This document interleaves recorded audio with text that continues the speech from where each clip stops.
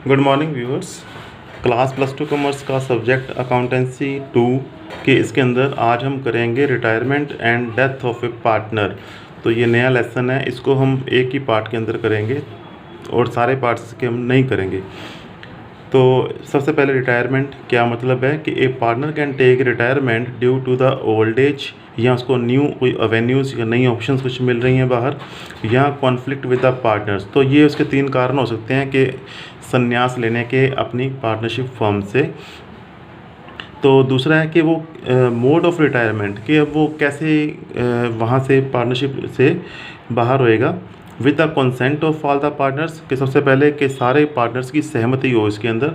दूसरा according to the partnership deeds term, कि अगर पार्टनरशिप डीड के अंदर टर्म लिखी हुई है कि उसने इतनी टर्म तक काम करना था और वो टर्म अब अगर पूरी हो गई है और उसके बाद वो अब जा सकता है। तीसरा by giving notice of retirement, कि वो अब नोटिस दे सकता है कि मैं रिटायर होने जा रहा हूँ टू द अदर पार्टनर्स, कि अगर पार्टनरशिप डेट के अंदर लिखा हुआ है कि partnership it is at will, कि जब चाहे कोई मर्जी पार्टनर इसमें से निकल सकता है। तो अब जब भी रिटायरमेंट होएगी उस मौके के ऊपर कौन कौन सी एडजस्टमेंट्स हमें करनी पड़ेंगी, तो ये वही 5-6 एडजस्टमेंट्स हैं जो हमने पहले रिकॉन्स्टिट्यूशन के अंदर पढ़ी हैं। अगेन यहाँ पे रिटायरमेंट को भी हम रिकॉन्स्टिट्यूशन कह सकते हैं, क्योंकि इसके अंदर भी प्रॉफिट शेयरिंग रेशो चेंज होएगी। तो ये सारी एडजस्टमेंट्स हैं कि उनकी प्रॉफिट शेयरिंग रेशो के अंदर चेंज आ गई, उनकी गुडविल की एडजस्टमेंट, उनकी रिवैल्यूएशन ऑफ एसेट्स, या उनके जो एक्यूमुलेटेड रिजर्व्स या लॉसेस पड़े हैं, तो ये और उनके जो एंड पे उनके जो लोन अकाउंट्स हैं। तो सबसे पहले पार्ट 1 के अंदर हम करते हैं change in the profit sharing ratio. ठीक है, तो इस वक्त ये माइंड के अंदर हमने सोच के चलना है कि जब एक पार्टनर जाएगा तो उसका जो हिस्सा है बाकी के पार्टनर्स एक्वायर करेंगे, तो उनको जो है गेन होएगा। तो इस तरह से अब जो उनकी गेनिंग रेशो हम जब भी निकालेंगे तो उसमें से हम क्या करेंगे, उनकी नई रेशो में से ओल्ड रेशो निकालेंगे, तब हमें पता लगेगा उसका क्या है, गेन कितना है। तो सिंपल एग्जांपल हम लेके चलते हैं। पहले पार्टनर्स हमारे पास 3 है, PQR, उनकी old ratio 5, 4, 3। Find the new PSR if R retires, कि अगर R रिटायर हो रहा है तब उनकी नई रेशो क्या होएगी। तो पहली बात तो जब भी ऐसा ना लिखा हो कि जो R का शेयर है P और Q ने कैसे गेन किया है, तो उस टाइम पे अगर आपका 1 मार्क का क्वेश्चन आया तो जस्ट आप ये कह सकते हो कि यहाँ पे यही रेशो रह जाएगी, इसका आंसर आ जाएगा 5:4। तो इसको हम वैसे सॉल्व करेंगे अगर ये 4 मार्क का क्वेश्चन आता है। अगर 1 मार्क का क्वेश्चन आता है तो जस्ट आप सिंपल यहाँ पे लिख के आ जाओगे 5:4। ठीक है, बट अब हम सोल्यूशन करते हैं इसका, कि इसमें क्या दिया हुआ है, पार्टनर्स हैं 3, PQR, ओल्ड रेशो 5, 4, 3, 5, 4, 9, 3, 12 हो गया। तो इसके सभी के अपॉन में हम कितना लगा देंगे यहाँ पे 12। तो 12, 12, 12। उसके बाद अब हमने पता है कि 3/12 हिस्सा उसका उसने छोड़ दिया और रिटायर हो गया। इसके 3/12 हिस्से को अब ये एक्वायर कर लेंगे। अब कैसे एक्वायर करना है, अगर कोई इन्फॉर्मेशन नहीं दी हुई तो हम कहेंगे जो उनकी रेशो थी ओल्ड वाली उसी रेशो में एक्वायर करेंगे 5:4 की। तो यहाँ पे 5/12 और 4/12 नहीं लगाना, हमने लगाना है 5/4। 5/4 का मतलब हो गया 5 और 4 9, 5/9 हिस्सा ये ले लेगा, 4/9 हिस्सा ये ले लेगा। किसका, इस 3/12 का। तो इस 3/12 का ये हिस्सा, इसका ये हिस्सा, जब इसको हम करेंगे सोल्व, ये आ जाएगा 15/108, 12/108। अब जब हम इसमें ये हिस्सा इसका कितना हो गया, गेन, ये था ओल्ड, दोनों को जब हम सम करेंगे तो आ जाएगा उसका नया हिस्सा कितना बन गया। तो ये आ जाएगा 60/108, 48/108। सिंप्लीफाई करेंगे तो दोनों का 108 यहाँ से ख़त्म हो जाएगा, 60 एंड 48। इसको हम फर्दर सिंप्लीफाई करते हैं तो 60, 48 को सिंप्लीफाई 5, 4। तो जो मैंने शुरू में इसका आंसर बताया था कि 5 और 4 रह जाएगा in absence of any other information, तो ये आ जाएगा सिंपल।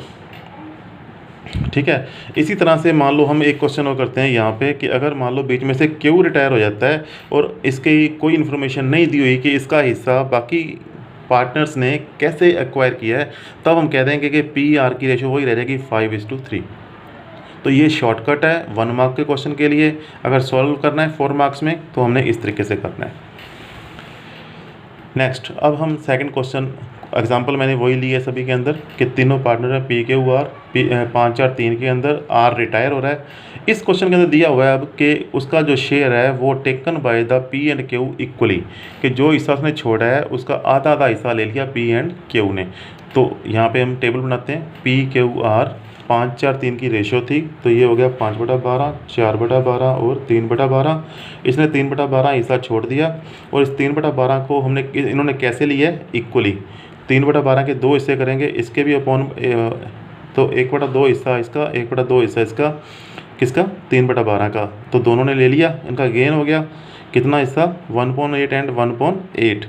तो जब इसको हम ऐड करेंगे ओल्ड के अंदर तो ये आ जाएगी इनकी नई पी एस आर, सिंप्लीफाई करके आ गया 13:11। अब नेक्स्ट एग्जांपल हमारी थर्ड आ गई, इसके अंदर अगेन वही एग्जांपल ली है, पी क्यू आर 5 4 3 से ये ओल्ड पार्टनर्स हैं, आर बीच में से रिटायर हो गया और उसका शेयर एक्वायर कर लिया पी एंड क्यू ने। अब इक्वली नहीं लिया, कैसे लिया, 2:1 की रेशो में, या कह लो कि 2/3 और 1/3 इस रेशो में ले लिया उन्होंने। तो यहाँ पे फिर वैसे लिखते हैं पी क्यू आर 5 4 3 सभी के अपॉन में यहाँ पे 12, इसका ये हिस्सा ख़त्म हो गया और इस 3/12 को इन्होंने कैसे ले लिया, 2/3 और 1/3। तो 2/3 और 1/3 ले लिया उन्होंने 3/12 का, तो ये आ गया, इसने लिए 1/6, इसने लिए 1/12। जब इसको हम ऐड करेंगे इसकी ओल्ड रेशो के अंदर तो हमारे पास आंसर आ जाएंगे इसके 7/12 और 5/12। तो सिंप्लीफाई रेशो आ गई हमारे पास 7:5। तो ये एक ही क्वेश्चन को मैंने 3 तरीके से यहाँ पे सॉल्व किया है। अब नेक्स्ट क्वेश्चन हमारे पास आ गया इसके अंदर कि वही पार्टनर्स हैं हमारे पास, फिर पी क्यू आर, उनकी रेशो है 5 4 3, आर इसमें से रिटायर हो गया। पार्टनर्स पी क्यू आर ने डिसाइड किया है कि to share the future profits equally. इसका मतलब ये हो गया अब पी एंड क्यू फ्यूचर के अंदर इक्वल पार्टनर बन गए, उनकी जो नई पी एस आर है आपस में 1:1 हो गई। तो इस वक्त हमें अब नई पी एस आर दी हुई है, हमने गेनिंग रेशो निकालनी है उसकी। तो पहले रेशो क्या थी इसकी, 5 4 3, जब हमने जैसे पहले किया था 5/12, 4/12 और 3/12, ये ख़त्म हो गया। नई रेशो इनकी कितनी है, आपस में इक्वल पार्टनर है, तो ये आ गया 1.2 1.2। जब भी हमने गेनिंग रेशो निकालनी है तो नई में से ओल्ड को निकालेंगे, ठीक है। तो 1.2 में से जब इसको निकालेंगे तो ये आंसर आ जाएगा 1/12, इसको करेंगे तो ये आ जाएगा 2/12। तो दोनों की सिंप्लीफाई रेशो क्या आ गई गेनिंग वाली, 1:2। हमने डिफ्रेंशिएट करना अब कि सेक्रीफाइस एंड गेन रेशो होती क्या है। अक्सर जो हमारे पंजाब स्कूल एजुकेशन बोर्ड के एग्ज़ाम आते हैं उसके अंदर इस तरह का क्वेश्चन हमें मिलता है। तो कैसे हमने करना है इसको, फर्स्ट इसका लिखो फार्मूला क्या है। सेक्रीफाइस में पहले हम ओल्ड लिखेंगे, इसके गेनिंग के अंदर पहले new ratio minus old ratio लिखेंगे। फिर सेक्रीफाइस कब होता है, जब भी कोई एक नया पार्टनर एडमिशन होती है। कब, जब उनकी एडमिशन होगी। गेन कब करेंगे पार्टनर्स, जब उनकी किसी की रिटायरमेंट या डेथ होएगी। तीसरा, जब भी सेक्रीफाइस होएगा तो पुराने वालों का हिस्सा क्या है, डिक्रीज़ होएगा, इसमें पुराने वालों का हिस्सा इंक्रीज़ होएगा। इसमें ये क्यों यूज़ करते हैं सेक्रीफाइस रेशो, आगे हमें किन चीज़ों को कैलकुलेट करने में हेल्प करती है कि जो भी नया पार्टनर अपना प्रीमियम का हिस्सा लेके आ रहा है उसको डिस्ट्रीब्यूट करने के लिए, to distribute the value of premium. तो इसमें गेनिंग रेशो कि अब जो पार्टनर रिटायर होकर जा रहा है उसको प्रीमियम का हिस्सा देने के लिए, ठीक है।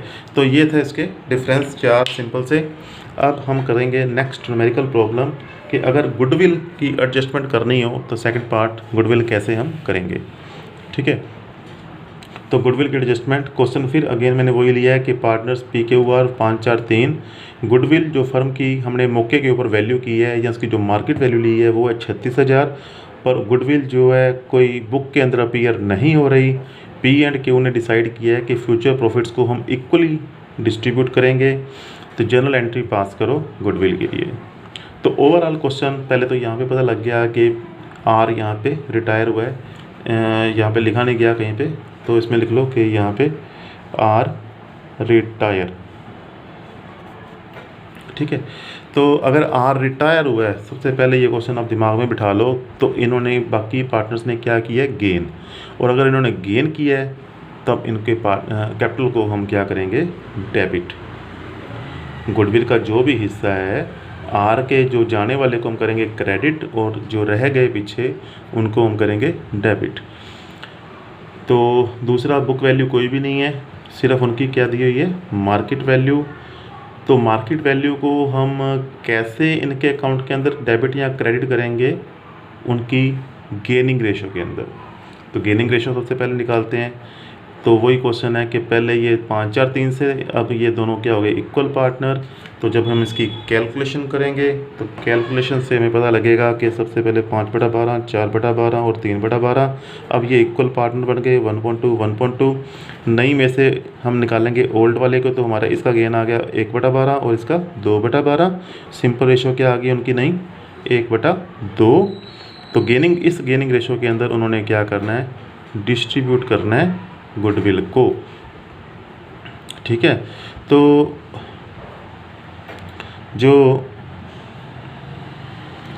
हमारे को टोटल गुडविल थी कितनी, 36,000 की। तो ये क्वेश्चन यहाँ पे गलत है, इस हिसाब से इसको हम नहीं करेंगे।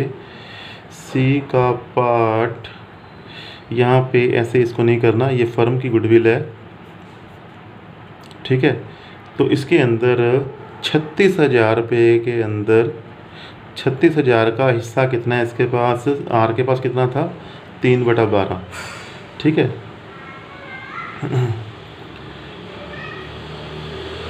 तो 3/12 हिस्सा,